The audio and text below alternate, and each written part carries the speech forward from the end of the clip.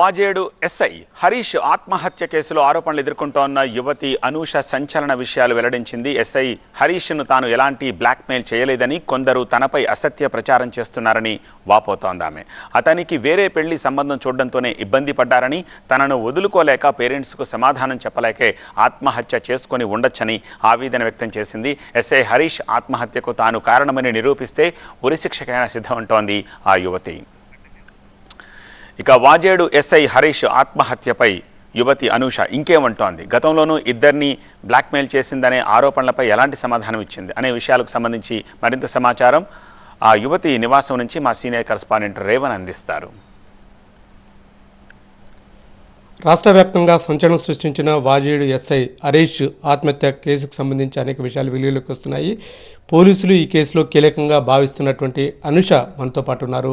ఆయన వరంగల్ జిల్లాకు చెందినటువంటి వ్యక్తి, మీరేమో సూర్యాపేట జిల్లాకు చెందినటువంటి. మీ ఇద్దరి పరిచయం ఎలా జరిగింది, ఎట్లా ప్రేమగా మారింది? మేము ఇన్స్టాలో పరిచయం అయ్యాము. తను ఎస్ఐ అని కూడా నాకు తెలియదు. అప్పటి వరకు 3 months వరకు కూడా నాకు తెలియదు. తను నాకు ఒకరోజు ఇలా నేను రాజకీయం తరంగా నేను సాంగ్స్ ఇన్స్టాలో పెడుతుంటే నీకు ఇంత ఇష్టమా అని చెప్పేసి అడిగారు. అవును అని చెప్పేసి నేను అప్పటికి హాయ్ అంటే బాయ్ అన్నట్టే మేము ఉన్నాము. తర్వాత ఒకరోజు మేము మాట్లాడుకోవడం స్టార్ట్ అయింది. మాట్లాడుకున్న తర్వాత చెప్పాడు నేను ఎస్ఐని అని చెప్పేసి. అంటే ఇంకా అప్పటికి నేను ఎస్ఐ అంటే ఎస్ఐ సార్ అన్నట్టు నేను మాట్లాడినా. తర్వాత నా లైఫ్లో ఇలా ఇన్సిడెంట్ జరిగింది. గతంలో 2 కేసులు ఉన్నాయి సార్. నన్ను ఇంత ఇబ్బంది పెడుతున్నారు, నేను ఏ విధంగా వెళ్తే ఫాలో చేయొచ్చు అని చెప్పేసి సజెషన్ నేను తన దగ్గర తీసుకున్నాను. ఇదన్నీ తీసుకున్న తర్వాతనే నన్ను ఒక 1 month తర్వాతనే నీకు ఒక లైఫ్ ఇవ్వాలనుకుంటున్నాను, నన్ను యాక్సెప్ట్ చేస్తావా అని చెప్పేసి తన గొప్ప మనసుతో నాకు చెప్పాడు. తను సూసైడ్ చేసుకుంటాడు అన్న ఆలోచన కూడా నాకు ఉన్నంతసేపు కూడా కొంచెం కూడా అనుమానం రాలేదు. కానీ ఆ వేలో కూడా నాతో ప్రయత్నించాం, అలాంటి ఏం చేయలేదు తను. అంటే అటువైపు ప్రధానంగా మీరు పెళ్లి ఒత్తిడి చేయడం వల్లనే హరీష్ ఆత్మహత్య చేసుకోవాల్సి వచ్చిందని చెప్పి అటువైపు నుంచి వస్తున్నటువంటి ఆరోపణలు, విమర్శలు. అసలు అది పొరపాటున అదంతా అబద్ధము. అలాంటి ఏం లేదు. మేము పెళ్లి విషయంలో అయితే ఫస్ట్ పేరెంట్స్ని ఒప్పించుకుందాం అనుకో, అది నేను ఒప్పిస్తానని నేను పేరెంట్స్తో మాట్లాడదామంటే తనే లేదు మనం ఇద్దరమే చేసుకుంటామని చెప్పేసి తను చెప్పాడు తప్ప మేము ఇలాంటి వాటిలో అసలు నేను ఎలాంటి ఒత్తిడి అయితే చేయలేదు. నా గతంలో నాకు ఒకసారి జరిగింది, నన్ను పబ్లిక్లో రమ్మన్నా కానీ నేను రాలేని సిచ్యువేషన్ అని చెప్పేసి అన్న.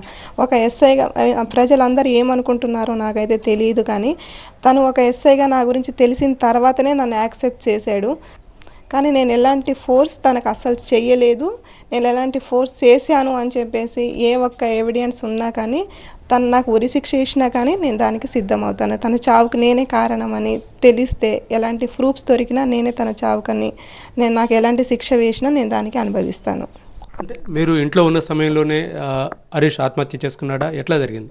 లేదు, నేను లోపల ఉండుంటే ఆ ఆత్మహత్య అయ్యేది కాదేమో. తను నా హనుమకొండకి వెళ్ళి పెళ్లి చేసుకుందామని చెప్పేసి డ్రైవర్కి కూడా ఫోన్ చేశారు. డ్రైవర్ వచ్చారు అని చెప్పేసి తను నాకు జడేసిన తర్వాత మేము అంతలోనే డ్రైవర్ వచ్చిండు, నువ్వు ముందుకెళ్ళు అని చెప్పేసి నాకు అన్నాడు.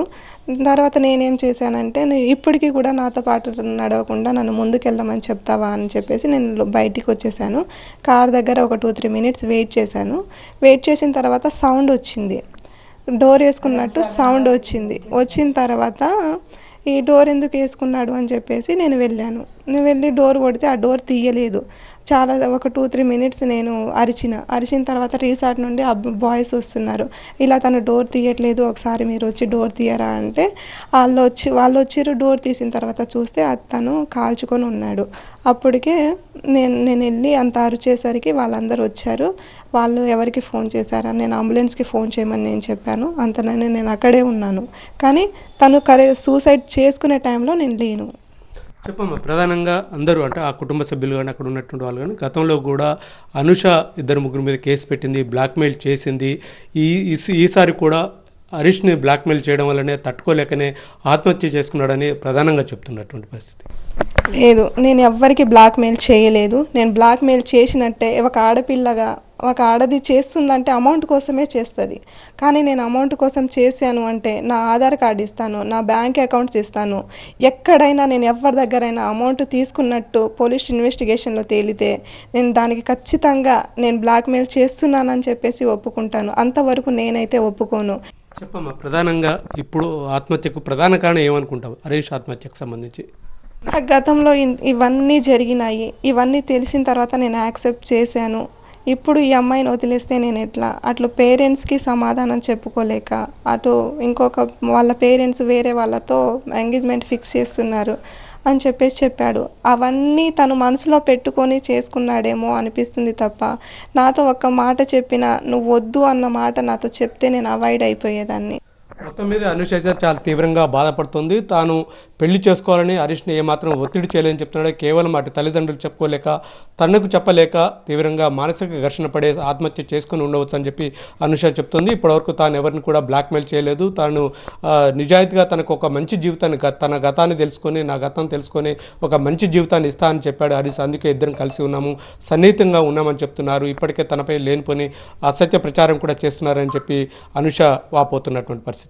కెమెరా పర్సన్ కుశల్తో రేవన్, టీవీ 9 దూదియా తండా.